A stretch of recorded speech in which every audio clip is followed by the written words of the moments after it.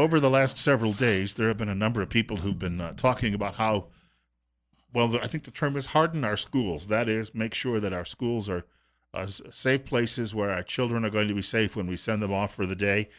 And I was even thinking about this earlier. We've got after school practices and sometimes weekend ball games and the like. So schools are often very open places no matter what you try and do. Maybe in the school day, you can have a very safe place. But if you've got a basketball game during the evening and people are coming in and out, it kind of changes things because you welcome the community in those situations, or play at the auditorium. There's been some ideas that have been floated by a lot of people in the community, and one of these I saw last week on Facebook came from County Commissioner Jack Johnson, and he's suggesting, of course, that a great many people, as he served in law enforcement for many, many years, a great many active and retired law enforcers are more than willing, if they are called upon, to actually try to give people the training they would need who work in schools. And now not all schools yet have decided they want people armed on staff or on faculty, but more and more, I think, are probably considering that. First of all, welcome back to the program. Thank you, Bill. It's been a while. I was going to say we got to do this more often. Yeah, we should. But your schedule is. And I'll start off with, you've got the American flag over there. I'll say God bless America because we live in a great country. So I have a friend who saw a video one day though and said the flag is not hanging correctly. It's not, but I didn't want to point that out on the radio. But I didn't hang it up there, and I don't want to get in trouble if I move it. So I'm waiting for someone to come in and do the right thing. Well, I can do it for you if you want, but then you can blame somebody else. Yeah, I could. I had nothing to do with it. I say that a lot. We were talking off air a little bit about the situation in our community. We don't necessarily have, I think, one thing about Idaho is no matter where you go, you generally, I think, feel safer than you would. It's not like being in Denver, Colorado, for instance, where Right. you'd have issues. But still, there are some worries out there, I'm sure, among everyone that you just never know when something like this could happen. And as you were saying, there are a lot of people out there who've got some great skills they could share. And we could, if there were decisions made, at least in the larger school systems. Twin Falls, for instance, does not have people on board that do this because it's a choice they've made. But if they chose to do this, there are always people who'd be willing to step in and say, all right, we're going to help you out when you do this. Yeah, I believe so, and there's and it's not just our local law enforcement would provide training for anything that'd make our schools safe. I've talked to our sheriff, I've talked to the chief of police. If there's something that comes up that they can provide some training for to make schools a safer place, they're going to do it.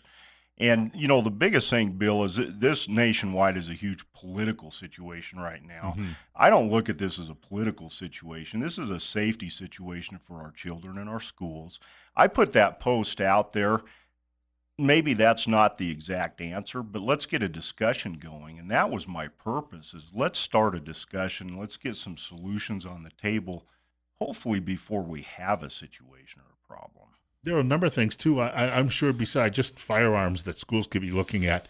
And some of them already have. But, there was a movie on years ago on TV called From the Earth to the Moon, and there was an episode about the Apollo spacecraft that burned up on the launch pad. And they were interviewing in the movie the people, of course, who were behind building it and the construction of it. And one of them said, the problem was we always figured there was going to be an accident in space, not before we launched. So sometimes your mindset is, that's why a little outside input sometimes, people might come in and say, well, okay, you have a plan in place, but I see this or I see that. And maybe we need to expand the view by getting a few more heads coming in and saying, let's share some ideas here. Yeah, there's some people out there that are very good at finding solutions to situations like this. Does it cost money? Yeah. Anything that happens is going to cost money. If the schools decide that metal detectors at entrance and exit points are the answer, that's going to cost money. If you hire additional personnel for security or something, that's going to cost money. If you equip teachers with tasers, that's going to cost money. Whatever the solution is. There are retired law enforcement. I talk to retired cops and retired military all the time that would gladly donate their time to help out to make schools safer. If there, and on the other side of this, the controversial side is always, arming teachers. There are a lot of teachers out there that I know that have said, I would love to have the opportunity because it's not only going to save my life, it's going Hmm. to save the students' lives and other people Right. around here. And on the other side of that coin, there's a lot of teachers that don't want anything to do with it, and bless their heart, you know. There's nothing that says you have to do this, but if some people volunteer and they want to go through the right training, um, close quarter combat training, deadly force decision making training, things like that, and then keep up on that.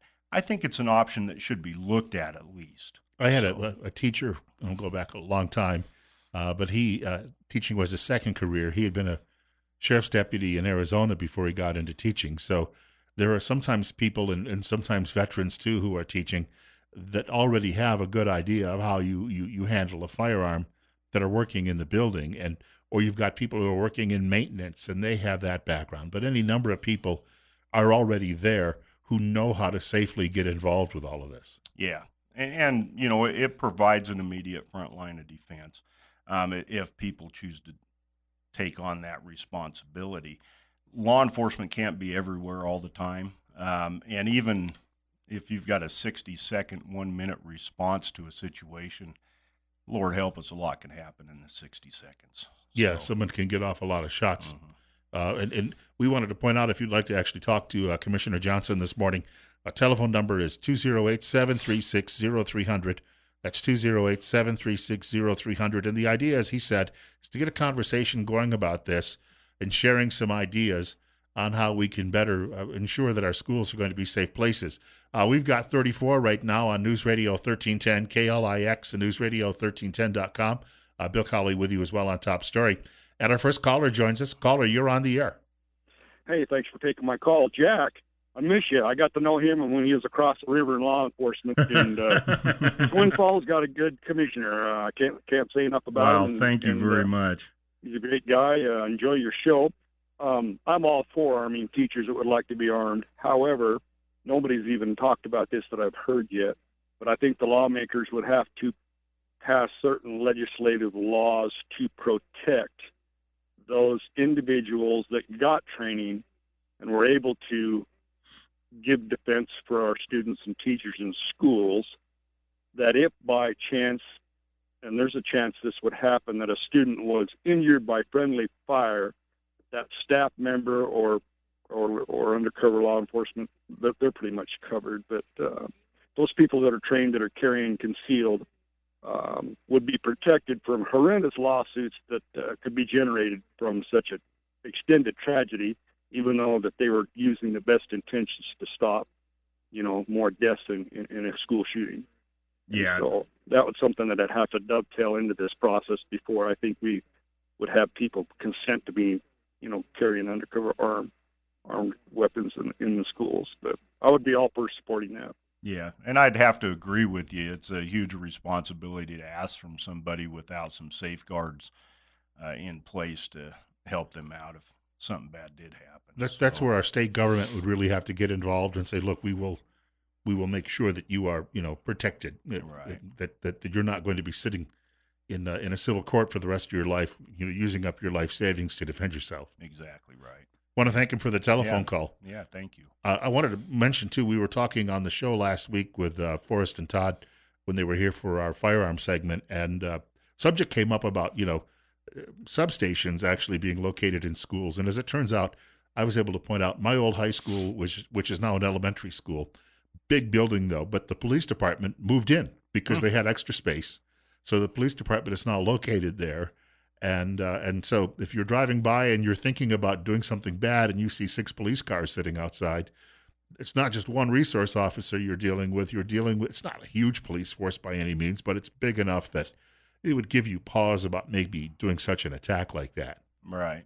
And, I think that's definitely a solution on the table, but it would have to, in my book, that would have to be a manned substation. Yeah. It can't, if it's someplace where law enforcement drops in, does their reports, and leaves again, um, y- you know, if somebody's serious about doing damage, they're going to watch those patterns, and there would have to be law enforcement there, when the school's open to deal with an immediate threat, in my opinion.